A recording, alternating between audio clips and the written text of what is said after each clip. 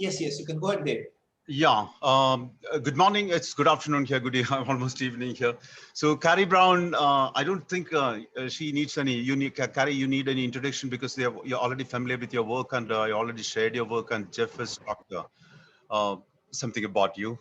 Yeah, she heads the program the social journalism program which Jeff extensively spoke about. She heads the program. She's a director at Newmark, Craig Newmark J School in CUNY, and it's been a sterling character, some stellar history, teaching history, journalism history. 2014, she was awarded the National Year of the Educator of the Year. Uh, and her expertise is in changing journalism, teaching as well as journalism, and evolving. And she was one of the pioneers who brought mobile and digital and technology into journalism education. Um, and Yeah, that's pretty much it. It's all yours, Carrie. I don't want to bore people and Okay. waste your time. Yeah, no. Well, yeah, thank you all for having me. Jeff emailed me right after he got done talking with you all to say how great you were and how you all had such good questions. So I'm excited to have a conversation with y'all. Yeah, it sounds like I'm sorry that you've had to read some of my work, but yeah, it sounds like you're pretty familiar with some of the things that I've done. But yeah, Jeff talked to you a little bit about what social journalism or engaged journalism is. And yeah, that is most of what I do now is figuring out how to better, teach students how to listen to communities and be of greater service to the public. That's really the whole essence of our master's program, and also the community engagement course that we're teaching this fall, which is kind of the intro to all of those philosophies and tools and techniques and things like that. So yeah, I definitely welcome all of your questions. I mean, I can get started here a little bit and talk about your professor asked me to talk a little bit about like what the post-COVID journalism landscape is looking like. So I'll share with you some of my thoughts on that, but I'm very eager to hear too what your perspectives are, and how I'm obviously not as well versed as to what's going on in your country as I am here. So I'm super interested to hear more about that.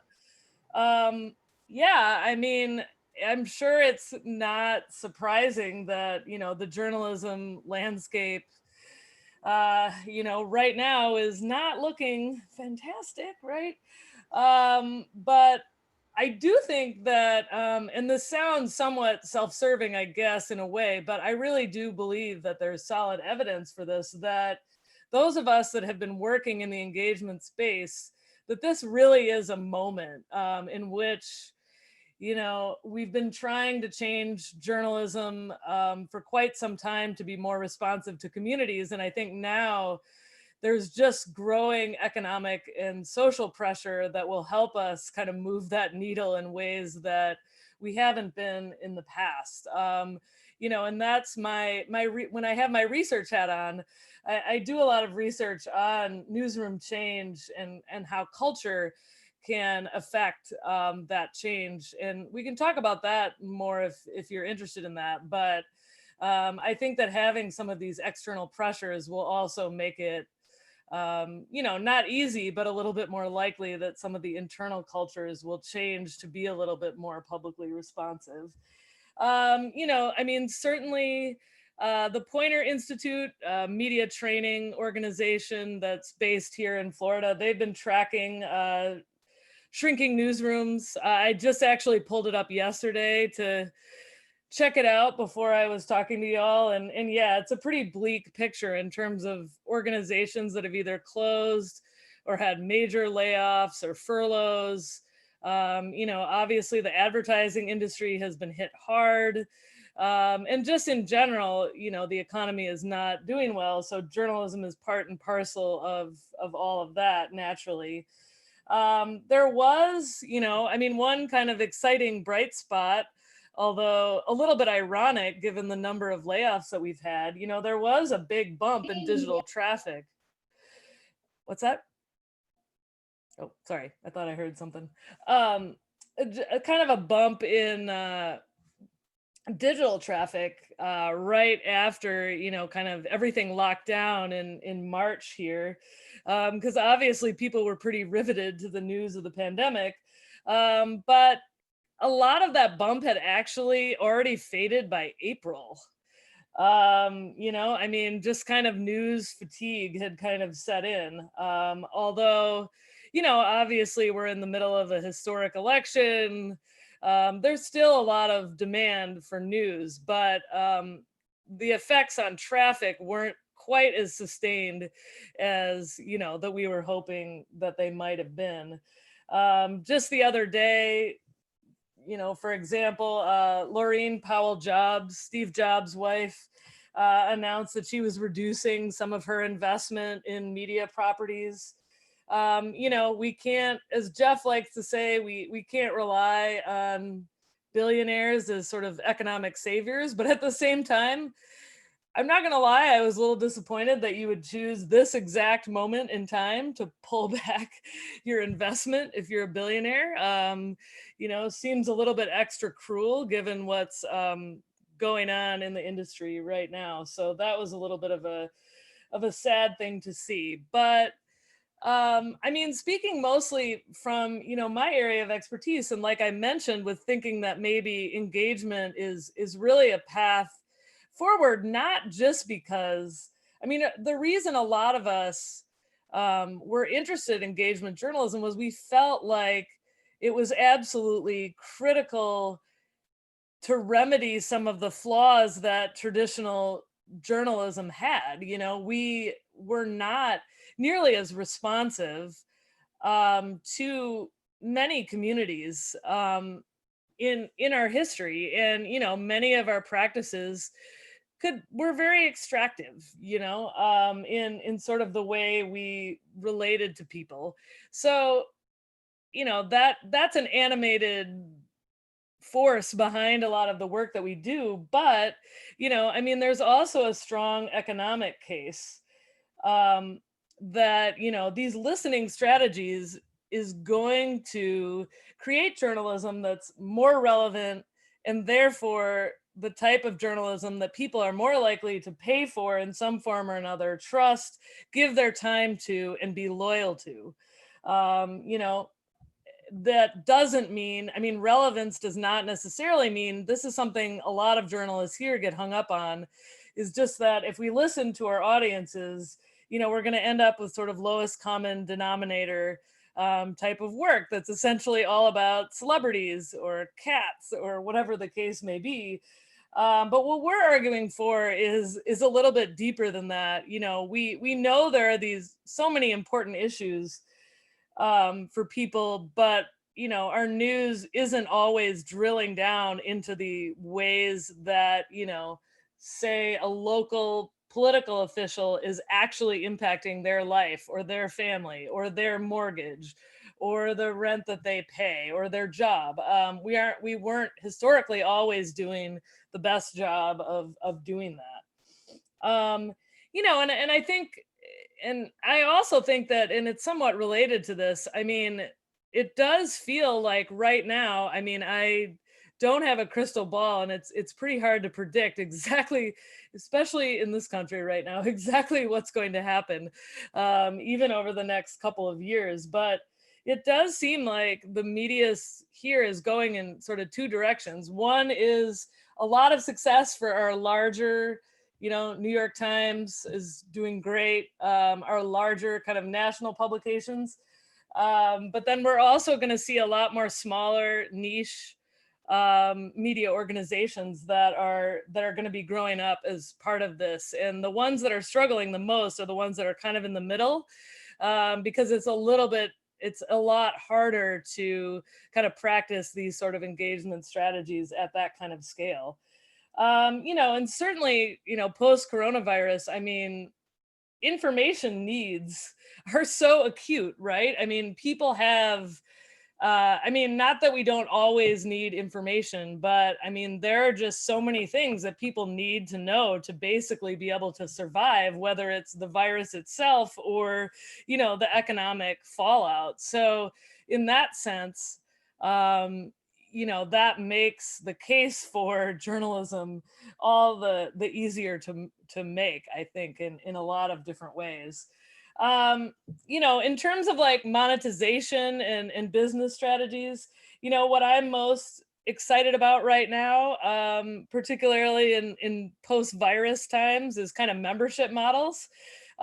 Jay Rosen of NYU just came and talked to our class on Wednesday. And he was talking about the guide that they recently put out. If you all haven't checked that out, I really recommend it because it's fantastic. Because that guide really, it addresses not just sustainability. I mean, that's certainly part of it, right? A membership model, you're obviously not as reliant on advertising, um, but you know, in a contrast to subscriptions, you're really trying to attract people who are true fans of your product and who also want to be able to share that product with other people for free. So these are people that are, you know, more than just kind of passive consumers of news, but they want to actively participate in some way in your journalism, in addition to financial support, which I think is very exciting. And, you know, beyond just the fact that, like, obviously we all need economic sustainability to be able to continue doing our work. You know, I think that it's really a way to kind of sustain engagement as an organization, not just as sort of a one-off project. You know, a lot of the things that Jeff talked to you about in social journalism, we've seen, even in the past 5 years, we've seen more and more news organizations try really creative experiments with engagement and listening. But, you know, a lot of those were kind of one specific project. They did it, it was great, but it didn't really infiltrate kind of the whole newsroom and the day-to-day processes that they have. But if you really read, you know, the membership guide, you know, they kind of are giving you some clues about how you could create and sustain an organization in which those kinds of practices are really embedded in everything that they do, which is what I think is so exciting and meaningful about that as, you know, a monetization strategy. I mean, of course, you know, no one model is going to solve everyone's problems all the time, and I think you really need to sort of be creative and you know, try to get multiple revenue streams going rather than just one. But I really like sort of where the trends are going in terms of membership in sort of the post virus environment, for sure. I thought, you know, in terms of like skill sets, that journalists really need to acquire to survive in these times. I mean, we can definitely drill down more into that if you're interested in terms of some of the strategies that we teach students. Because obviously there's sort of this philosophical level, right, in which you kind of have to embrace a different attitude toward, you know, your audience or your readers, in which you, the journalists, aren't always going to be the gatekeeper of, you know, what stories are important for them to hear. But then there's also just like the very practical, like, what does that mean on kind of a day-to-day basis? And how does that change sort of your reporting and your distribution of news? You know, and we talk a lot with our students. They've already started going out and doing information needs assessments. You know, kind of a series of questions that are really designed to drill down and understand, you know, where people's needs are, and kind of getting past, you know, on a very surface level, if you ask people, you know, what they want from journalists, you know, they may just tell you what they think you want to hear. You know, they may say, I want very serious political news, when in fact that isn't, as it turns out, what they're typically consuming.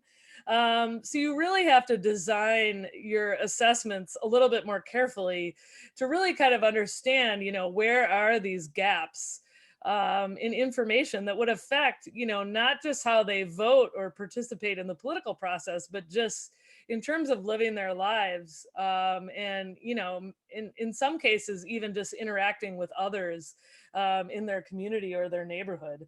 And I really recommend Listening Post Collective has a great website that has a lot of stuff on information needs assessments and other like very specific listening strategies if that's something that you all are interested in. So that's, it's a little bit of a different way of going about the reporting process than most journalists do. We also talk a lot about, being creative with the delivery of news. I mean, certainly journalists are storytellers, and there's nothing wrong with that, obviously. But if you've written, a beautiful investigative piece, it's possible that some of the people most impacted by that story are unlikely to read it. They don't have time, they don't have access. So what are some of the creative ways that you could deliver that news to your audience? And our students have really kind of blown Jeff and I away with some of the things they've come up with. We even had an interactive theater project that involved victims of domestic violence from Brazil, that one of our students did on campus last semester.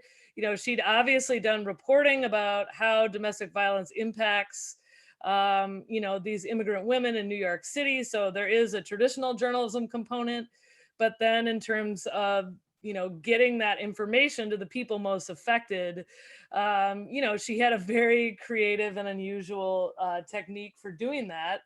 My other favorite that has been absolutely instrumental in terms of how they pivoted during the coronavirus crisis is Outlier Media in Detroit. They are just incredible. They are essentially a news organization that operates primarily by text message. The majority of their audience in Detroit is very low income and may not have access, to the internet regularly, but they do generally have phones, and texting is very much just a part of their normal lives. And they're usually very focused on granular housing related issues, and people can even text them with very specific questions and they will report it out and answer. It's a really neat model, but during the coronavirus they pivoted to using that same text-based model but answering questions around where can I get a test, what's going on in terms of laws around landlords and evictions, what can I do around that type of area. And their model is luckily spreading. One of my students this summer for her internship worked on a new news organization in Milwaukee, Wisconsin, not too far away from Detroit, where Outlier started, to do something similar with text messaging. So just like really creative things like that. Another cool example here in New York City, my friend and one of our fellow professors, Terry Paris Jr., works at The City. It's a relatively new nonprofit news organization that covers local news here in New York. It's kind of a weird thing about New York City.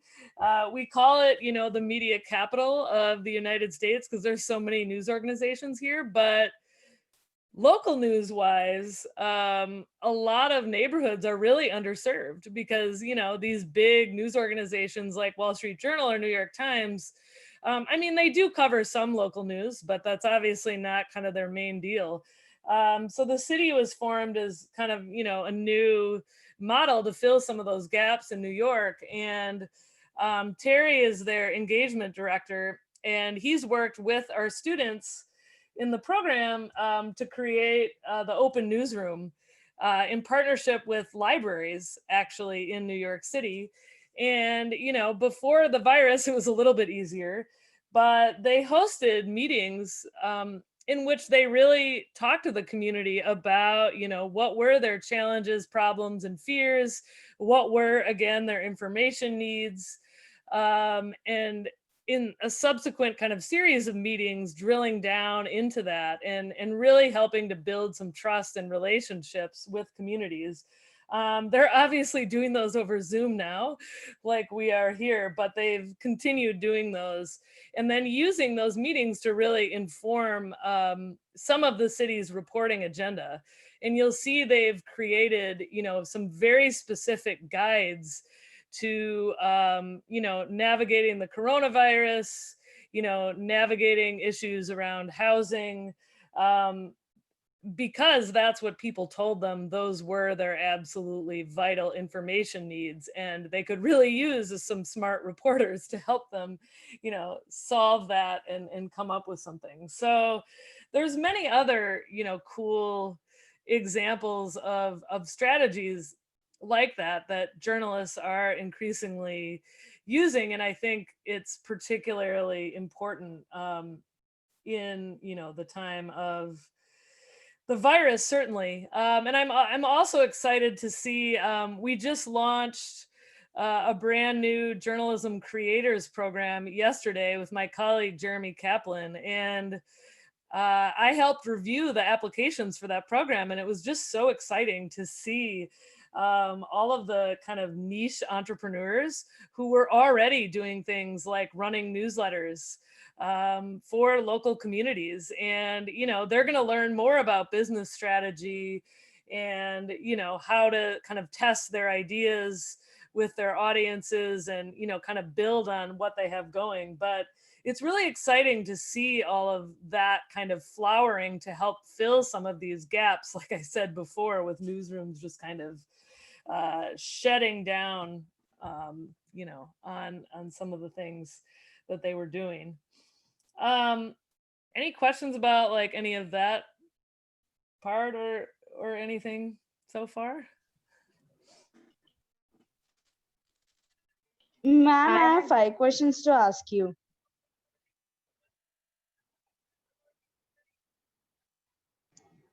Yeah, go ahead.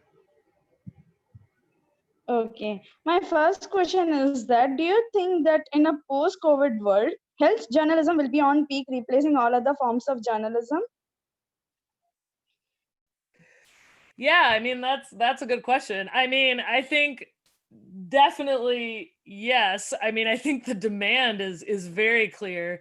I'm really hoping that, in social journalism that we can collaborate more with our schools of public health, because they also, in addition to just reporting on health, they also have great strategies for like, how do you reach people with health information? Because that's one of the challenges that their field has all the time.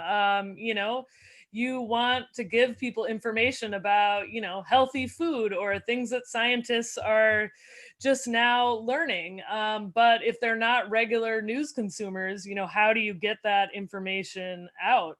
So that's something that they think about and study all the time. And I think we can collaborate with them. But yeah, I mean, I definitely see a lot more students that are interested in health journalism, and that is just going to be, I kind of wish we had some health journalists on the political beat so that they could ask better questions of politicians in terms of how they're handling this. So yeah, I'm certainly hopeful that that's going to be really important. Yeah. Yeah. My Ajay, second question is that can you just stick to one question, please, Ajay? Yes, yeah, I'll go. So recently, David Attenborough said that excess capitalism needs to be curbed, right? But in media, still we are discussing about membership models, and everything has to do a lot with money. So, and we also have this necessity of telling stories of a particular community. So how do we respond as journalists to such capitalistic media? And suppose if I go to this media with a particular story, they'll cut it down saying, this doesn't generate revenue or this doesn't generate audience. So how do I go about it? Yeah, I mean, that's always a tricky question. And, all of our students push back pretty hard on capitalist models, especially on Jeff, as he gets a lot of pushback from our crew about this as well.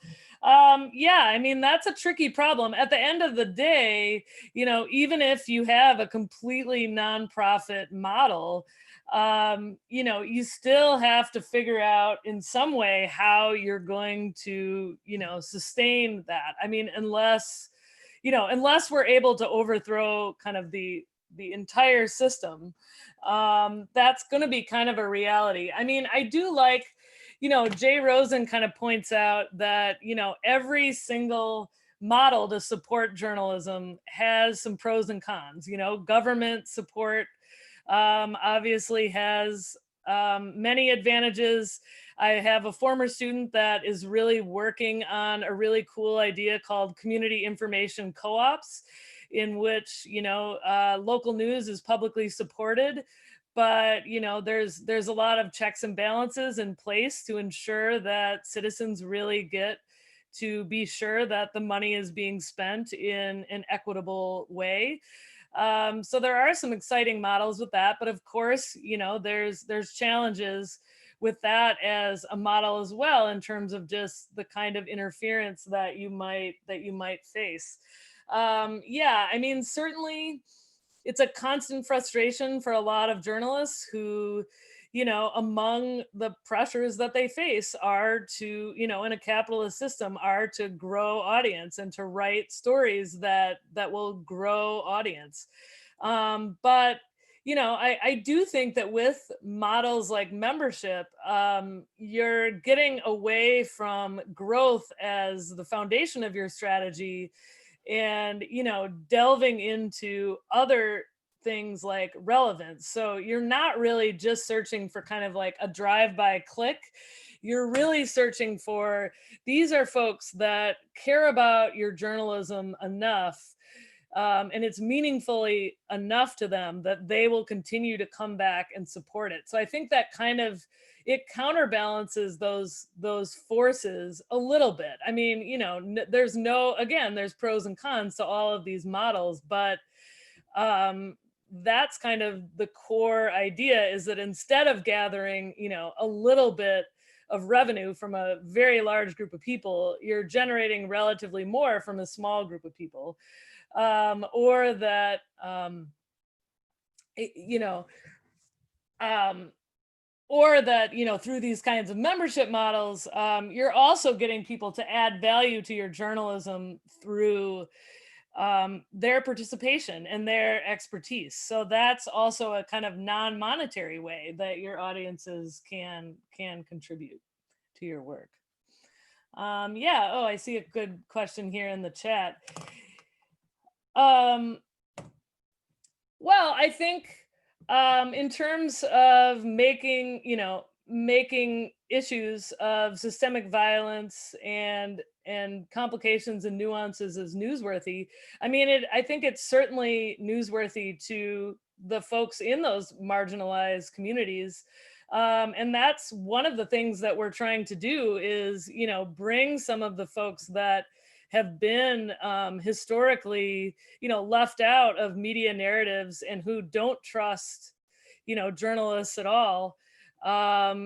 You know, we're trying to engage with them in terms of making it relevant to kind of like I think Jeff may have talked to you about this, but we talk a lot about kind of the internally focused journalism, like journalism that is really going to impact people in a specific community, but then also externally focused, like what does the rest of the world, like the larger public, need to know about that particular community, so that, you know, they can create better public policies, or, you know, interact better on kind of a wider scale. So each one of those, the internally focused or the externally focused, you know, there are some different considerations that are, you know, that are involved in those that you have to think about. But I think, you know, the more journalists kind of listen to communities that are, you know, affected by something like systemic violence, the more that we can understand how their issues connect with some of the issues that the larger public are dealing with. you know, treating things as just kind of a one-off news event, you know, is like, oh, a crime was committed, you know, which is a lot of news, and has historically been a lot of news in this country, doesn't necessarily spark kind of that wider and more complex understanding of these issues. So that's where I think this kind of, you know, kind of an engagement and a listening approach can really sort of change some of these narratives. Although I don't think it's something where, I mean, this is not something where it's like, oh, sure, yeah, do what she said, and within, you know, by tomorrow, all of those complications and nuances are going to be newsworthy. I mean, that won't happen. You know, this is a commitment to a sustained strategy over time to try and do better. And, you know, and also we always talk with our students about constantly iterating your approach. You know, if something doesn't work, you're going to have to learn from that and try again. Like, none of us, you know, I've been working in this field for a long time. I don't have a precise recipe that you can follow that will absolutely work in every marginalized community. You're going to really have to kind of be creative and test some different approaches to find out what works in that specific community. So that's really where this gets particularly challenging, because it would be much easier if I was a professor and I could be like, look, just do this and everything will be fine. And that's kind of what it was when I was in journalism school, right? I mean, not 100%, because you can't always predict what a reporting process will look like, but, you know, it was pretty, you did your research, you wrote up your questions, you know, you had a relatively formulaic way of producing a story. And once you got the hang of that, it was relatively straightforward. These processes usually require a lot more, you know, creative design that goes into trying to figure out what they are. Yeah.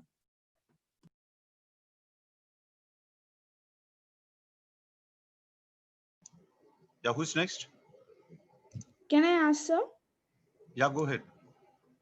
Ma'am, can post-COVID world bring all the countries who are at war with each other come to a peace treaty just in case a new pandemic strikes the world again? I mean, that one, I don't know. I would be happy if that was the case, but you know, that's a tough that's a tough one given everything, given all the complications involved, but I do think that would be amazing. Ma'am, and my third question is that, has there any changes in pre-corona period and during the corona period in consumption of news and journalism by the people?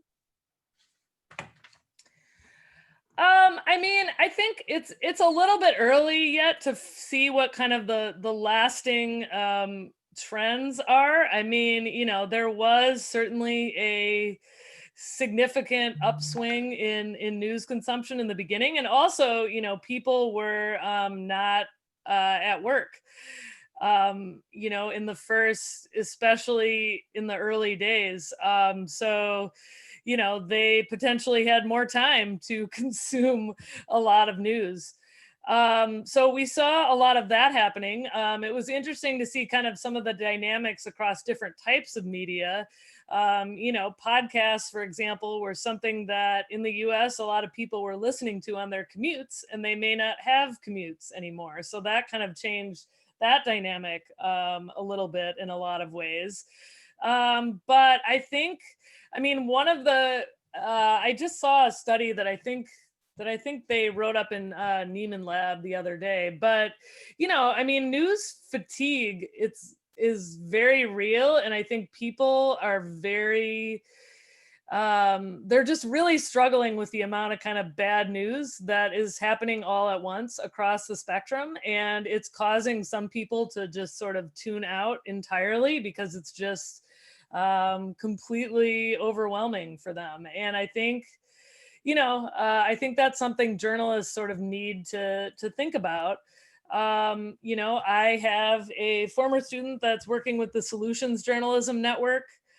And they have, you know, they do rigorous reporting in journalism, but it's generally focused on, you know, what are possible specific solutions to problems. And, you know, they find that kind of news can cut through people's news fatigue a little bit. There's academic evidence that people are more likely to share news with, you know, their friends and family if it has some kind of solution included, because we don't always want to bring everybody else down by pointing out a problem, but when there appears to be no solutions or no public officials or nonprofits working on it. But if people believe that there is there is something going on there to solve that problem, it's something they're more likely to share with others. So it's not like, let's give them all like positive news all the time. Although, you know, sometimes people do want to hear about good things that are happening in the world, but it's like, you can also report rigorously on solutions, in addition to the problems that you have. So Khadija? Ma'am, this is Yes. last second question. Can I ask? No, It's very Khadija, short, sir. just hold on, please. Khadija. Okay. So, ma'am, could you tell us a little bit about what is social journalism and how does one become a rock star at it? sure, of course. Yeah, I didn't know how much like Jeff had already like loaded you up with social journalism, so I didn't want to like, hey, here's like even more. But yeah, I mean, social journalism, I mean, really it's pretty interchangeable with the word engagement journalism. I don't know what y'all have heard more often out in the world. But yeah, I mean, it's kind of some of the fundamental concepts that I've been mentioning, in which, you know, you're really putting the audience or the citizen in the center of everything that you do. I mean, kind of one of our catchphrases is thinking about journalism less as a product that you produce and more as a service to communities, and using our reporting skills to meet people's information needs, and also, like I mentioned, being creative about the distribution of news. In terms of, you know, being a rock star at it, and some of the things that you learn, you know, I think a lot of this is, number one, just embracing the philosophy with some humility. You know, I think it's actually easier for my students because they haven't already worked in journalism for many, many years, so they don't have to unlearn any of the old ways of thinking. A lot of the old ways of thinking were that the public doesn't know anything. We, the journalists, know what's important. You know, if we ask the audience any questions, they will just tell us to do, you know, another story about, you know, pet animals or something like that. That was always a fundamental philosophy. So, you know, kind of shifting that into viewing the audience as more of an active participant in your work that can contribute by asking questions, or, you know, telling you what maybe you're leaving out, or what voices aren't being heard in your coverage. You know, making that mental shift is something that can be really important.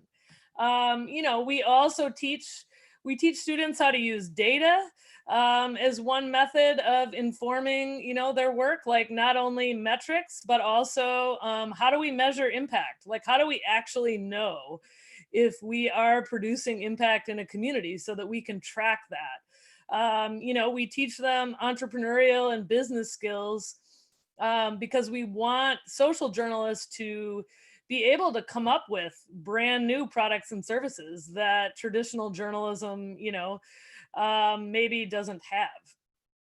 So those are some of the kind of, I mean, of course, you know, you still learn your reporting skills and your multimedia skills. I mean, all of that is still really important, and that's still part of our program. But we really try to pair that with all of these other skill sets. Also, social media. I mean, you know, learning how to use social media, not just to kind of grow audience, but also as a listening tool is really important.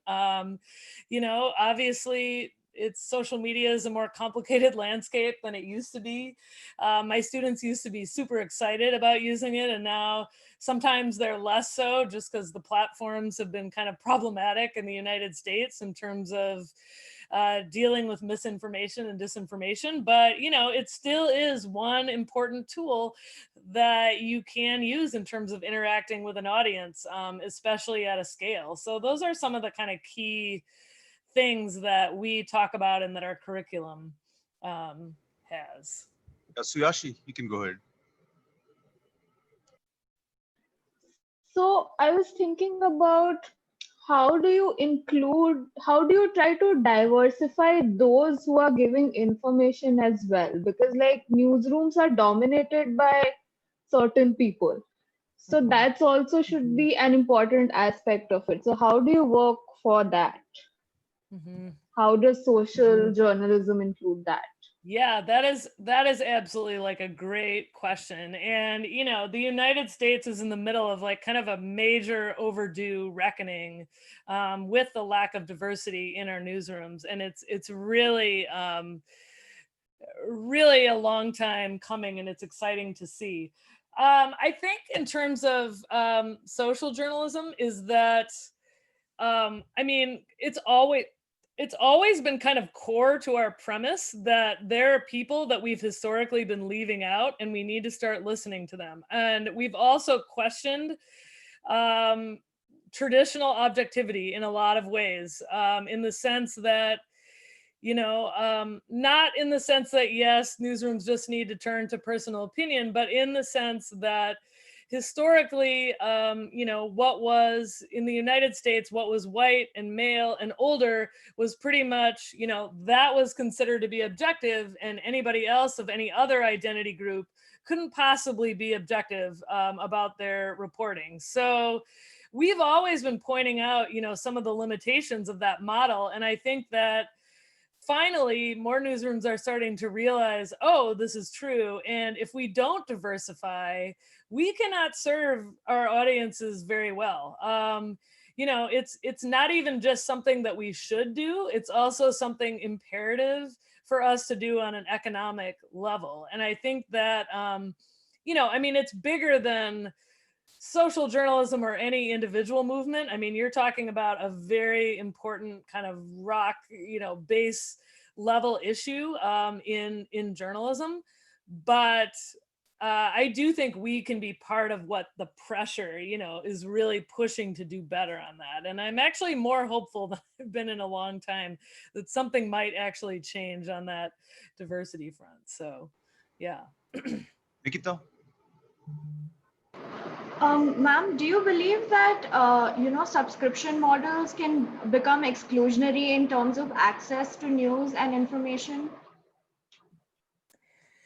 Yeah, I mean, I think that they can be, and it is, that's one of the things that I really like about membership is that, and Jay Rosen and some of his team there actually did some research on this to show that a lot of people are very motivated by the idea that their donation will make the paywall come down so that news story can be shared with other people.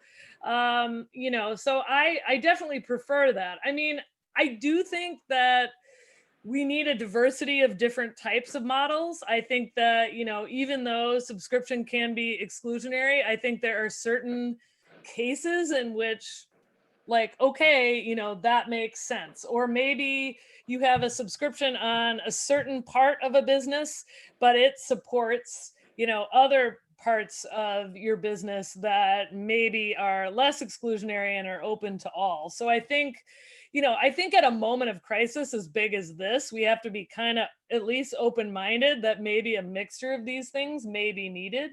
But I think you're right. The LA Times just did a really excellent series reckoning with kind of their past exclusionary racial history. And, it was behind a paywall. And that was so frustrating for so many of us to see something that important, but then, they still had the paywall up for that. So that was not great. Oh, I do see there's some questions in the Shruti. Hi. So I wanted to ask about like development journalism and social journalism. can developmental journalism and social journalism be connected in terms like in development journalism, there are policies that the government gives out, which in turn has a effect, like a ripple effect on the lives of the people. So can there be a connection between both of them?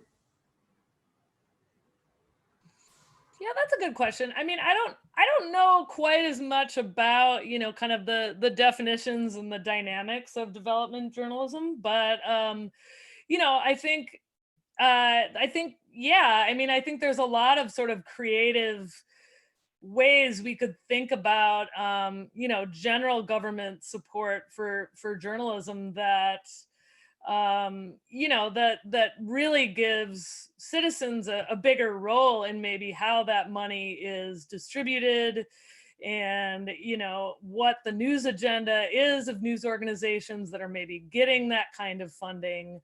Yeah, I think that could be something that would be a really interesting thing to think about more. Yeah. Yeah, Mayuri? Yeah, there might be a little bit of an echo. So I wanted to ask, ma'am, how do you think the role of social media will change post-COVID, especially in the context of social journalism? Because I'm sure physical contact has some value and field reporting has some value when we are speaking to communities which are marginalized. But due to COVID, there's a lot of scare around physical contact, right? So what do you think about that?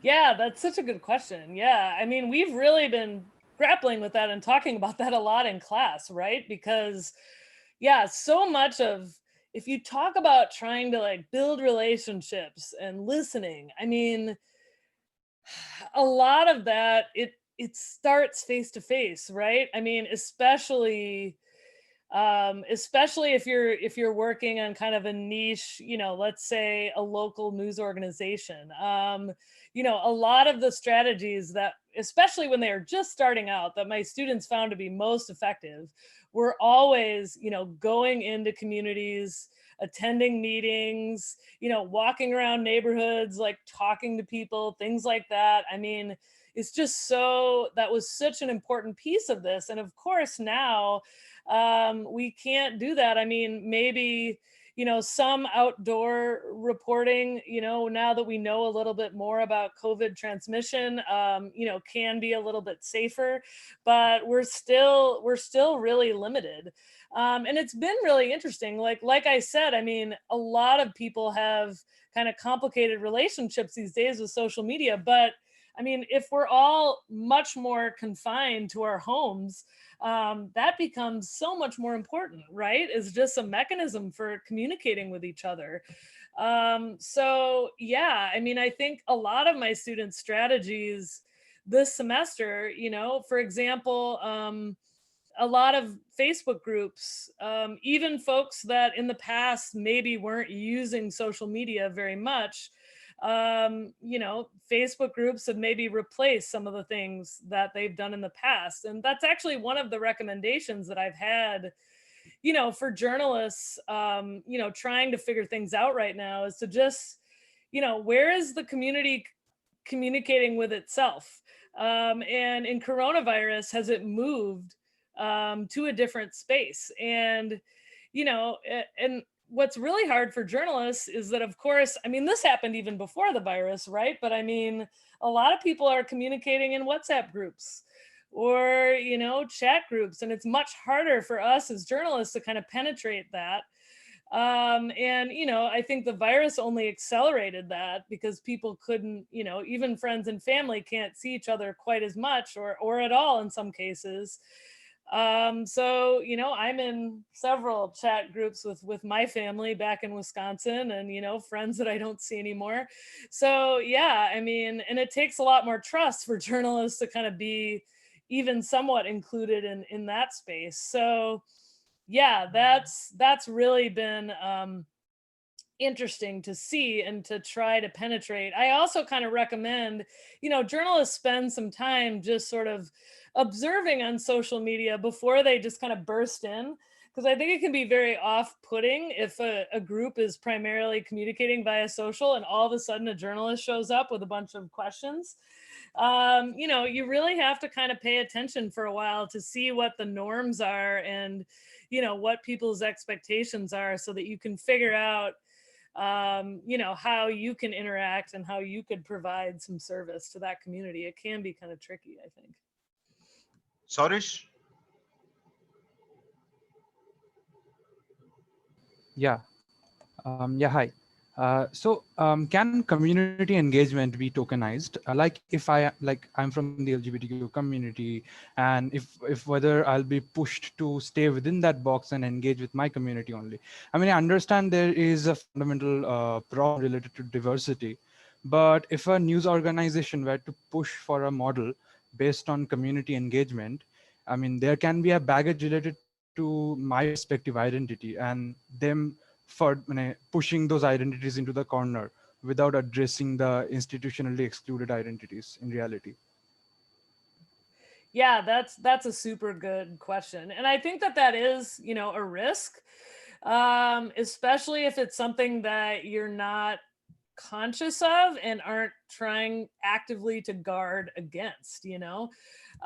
We really, even this semester, we've really amped up our exercises, you know, kind of asking students to really reflect a lot about, you know, sort of their own identities and how they could impact their journalism and, you know, how they sort of react to people with other identities, with the idea that, like, again, there's no sort of simple way to guard against this other than, you know, really being conscious of, you know, what you're doing. Because yeah, I mean, it's almost more dangerous to do something like this and kind of claiming that, you know, you're trying to bring some formerly excluded voices into the conversation, but then if you do it in a way that is kind of tokenizing or, you know, doesn't really create the space for kind of meaningful participation from people in those groups, then you can cause more problems than you know, than you solve. So I think that is a risk, but it's something I think we can actively work against if we're very conscious of, you know, how these identities are interplaying with that. Rishika? Hi, ma'am. Forward. Hi, ma'am. This is Rishika. Can you hear me? Yeah. So you were talking about information needs assessment. So what kind of tools could we use pertaining to that? Tools and techniques, especially in the post-COVID world. Yeah, that's a great that's a great question. It's so nice that smarter people than me have now, compared to even when I started teaching this like 6 years ago, have really come up with like just even like templates that you can use. And Listening Post Collective has some of those. You know, and you're right about the post-COVID world. You know, one of the strategies that we used to use a lot was essentially to just kind of set up a physical listening post, you know, go somewhere where people in the community of interest gather, whether that's, you know, some type of park or community center or where they buy groceries, whatever it is, and literally setting up a table with a big sign on it with some type of prompt and, you know, kind of talking to people about their information needs as they kind of pass by. Or also, you know, kind of putting up signs. This can still work in some neighborhoods, asking people to text in with, you know, their thoughts on a specific prompt or issue. Obviously now, you know, at least the listening post idea is a little bit more limited. So we are seeing kind of an explosion in more folks using text messaging as one way to kind of gather information needs from readers and, you know, start conversations with them. But yeah, it also does kind of force some return to, social media as a key source and trying to figure out where people are communicating there. I mean, there is some success with, Open Newsroom that I mentioned before is one way to get information needs. And they did pivot that to Zoom. I mean, clearly not everyone has, good enough internet bandwidth, but they have had some success. It's not perfect, but given the circumstances, they've been able to at least pivot somewhat. So I think that's good. Thank you, ma'am. Nihit? Yeah. Hi, ma'am.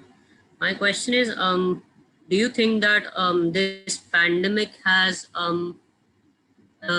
raised the accountability of media to such an extent that it could, uh, cause hindrance, if I may say, to that phenomenon of a bunch of people gathering together and starting a news page on Instagram or Twitter or social media or stuff like that, or and this pandemic could, just stop them from taking the initiative and just making the way for traditional media organizations more clear.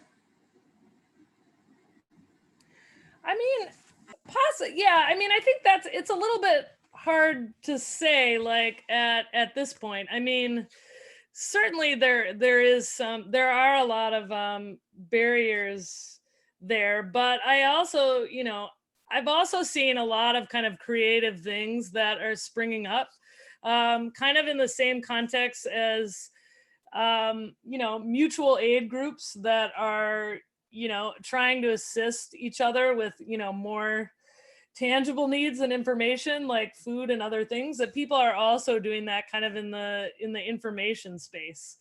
So yeah, I think it's a little bit too soon to tell exactly what will happen with that, but I see some things happening on both ends of the spectrum there. Suyashi? Yeah. So I wanted to ask if social journalism includes the idea of bridging gaps or conflicts between different communities, and if not, do you see it evolving in a way where it could be used for conflict resolution? Yeah, I mean, that's something we talk about a lot, and it's hard, but one of the things we talk about as being sort of a non-traditional thing that social journalists can do is, bringing people together to have discussions across different viewpoints or other kinds of conflict. One of our favorite news organizations, Spaceship Media, they basically bring groups together that disagree, primarily on Facebook, and they inform the discussions that they have with reporting. And they obviously also help, kind of moderate and make sure that those conversations stay, civil, and, not abusive or anything like that. So, I mean, I don't think we have sort of a magical solution, but Jeff and I, we actually do need to do that this semester, but we're really interested in, talking to conflict resolution experts, because that's not something journalists normally know that much about, but we're always trying to see, like, is there something from other fields that we can kind of appropriate and use as part of social journalism, at least in some way? And I think that would be really interesting to do, because often conflicts, I mean, obviously conflicts between people have multiple causes and reasons, but sometimes it's a lack of shared understanding or a lack of shared facts and information. So I think journalists do have, they have sort of a public convening role, but also kind of a role in sort of informing those conflicts so that maybe we can find a way to resolve them. Carrie, can you take one more question, please? Sure, yeah. Yeah, Meenakshi, you can go. Yeah. So I was wondering if there is a sort of a balance that we have between environmental journalism and social journalism. And if you know of any projects of anything that your children have been working on, right, on environmental journalism. Yeah, I mean, one of my recent graduates of the program, they particularly worked in areas around effects of climate change. So, particularly in some of the neighborhoods in New York City that were very affected by Hurricane Sandy, which I forget how many years ago that was, but there's still some impacts. And there's many residents that are concerned that future planning is not great. So that was the community that the students chose to work with. And, there are obviously a lot of information needs around communities that are really impacted by those types of environmental effects. And, they did a lot of work in terms of convening people, in terms of figuring out what their specific information needs are. I think there's just so much, there's tons of potential there. There's also some really interesting sort of journalism paired up with kind of citizen science. Maybe if, households are able to build something like a, basic, I don't know, let's say an air pollution sensor or something like that, and journalists could, probably in collaboration with some scientists, but, use that information to kind of inform reporting. There's kind of a lot of exciting ways I think that we could do that. So I love seeing those kinds of projects, and I think we could see a lot more of them going forward for sure. Sorry, Carrie, just one more question. Sure, yeah, of course. Mayuri, you can go ahead. Yeah. Yeah, I just wanted to ask, what do you think are some of the lessons or positives of practicing journalism during COVID-19 that we can carry forward to a post-COVID world? Yeah, I think that one of them that I've actually already been seeing that I'm excited about is, finding partners and collaborating, whether that's with another news organization or a university or a nonprofit organization, even sometimes, because sometimes you can't do it alone, and journalists don't have a lot of resources. So who are partners that we can come up with in both the reporting and news distribution process? There's a lot of mutual benefits. And, historically, for competitive reasons, journalists really didn't like collaborating, but we're seeing those boundaries breaking down every day. And we're seeing, our students participate in this project called Election Land. And it's a massive collaborative project across many news organizations, big and small, all over the country, that are working together to look at any issues with voting that come up, anything from a wide range of things, just any kind of reporting on the voting process. They're all working together on that process. And I think we're going to see, just like a lot more of that going forward.